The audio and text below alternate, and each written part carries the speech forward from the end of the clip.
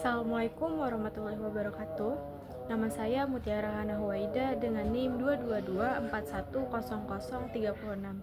Saya akan membahas tentang kasus korupsi yang dilakukan oleh PT Pertamina untuk memenuhi tugas UTS Etika Bisnis.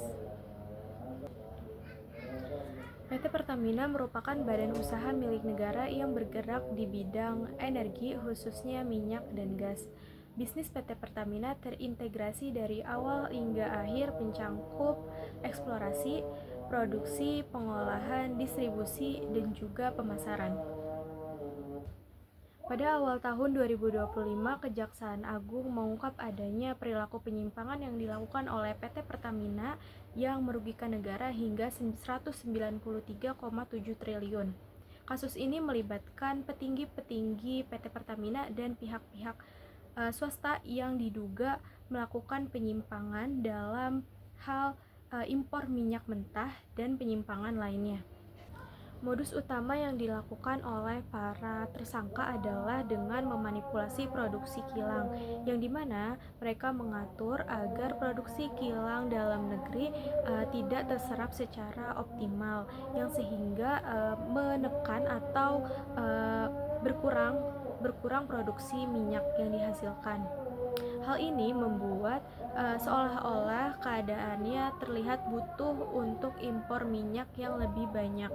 Padahal hal ini bisa saja tidak terjadi apabila produksi minyak dalam negeri bisa terserap dengan optimal.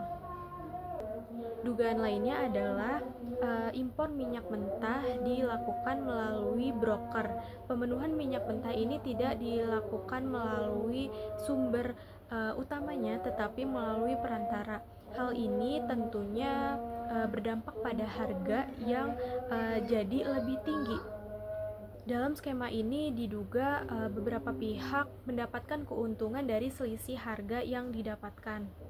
Hal ini juga berdampak pada biaya operasional yang harga yang semakin tinggi, dan juga berdampak pada harga yang diterima oleh masyarakat.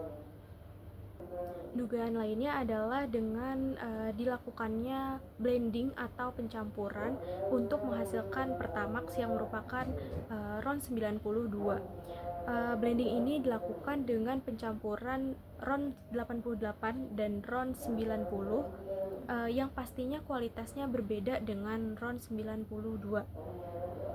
Pengoplosan yang dilakukan oleh para oknum tentu saja tidak hanya merugikan negara, tetapi juga merugikan konsumen pemilik kendaraan karena mendapatkan kualitas bahan yang tidak sesuai, dan pastinya akan merusak kendaraan karena mendapatkan bensin dengan spesifikasi yang tidak sesuai. Pada kasus ini tidak hanya berdampak buruk pada pemerintahan atau negara karena kekurangan atau kehilangan potensi pendapatannya, tetapi juga berdampak buruk pada lingkungan dan masyarakat. Masyarakat rugi karena akibat adanya manipulasi harga dan kualitas, dan lingkungan juga akan berdampak buruk karena penggunaan BBM yang tidak sesuai dengan standar emisi.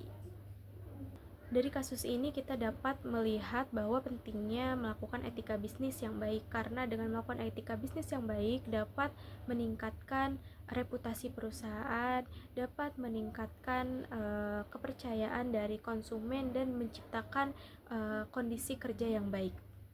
Terima kasih, cukup sekian. Wassalamualaikum warahmatullahi wabarakatuh.